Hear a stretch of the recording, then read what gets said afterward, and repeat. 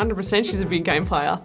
You just have to look at the T20 World Cup. She was the standout performer in that final, along with Moons, and the 50 over World Cup final. I've never seen an innings like that. She was hitting balls that were going to areas that shouldn't have been going there, but they were just because she was just in some serious form. So yeah, she might not like that phrase, but she definitely is. I mean, semi-final and final turned up in the One Day World Cup, so 100% big game player. Any time that there's the trophy on the line, or even if it is just a big game, she's one to usually step up and perform, whether that's with the bat or with the gloves. I can understand why she doesn't like it, because it makes it sound like she doesn't get up for other games, which she absolutely does, but I know she has a fiery attitude when it comes to knockout games and finals, so I'd say she is a big game player, but she's a normal game player as well.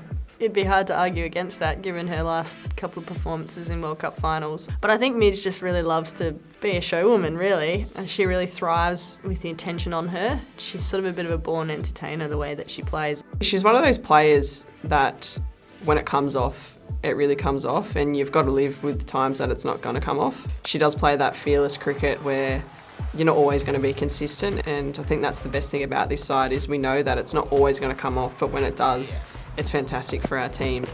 In the air she goes, and she's picked the right one, up and over. I don't think I'm a big game player, and I hate it. I feel like it's an arrogant term, and I don't want to be associated with that, but at the same time, it's sort of flattering as well.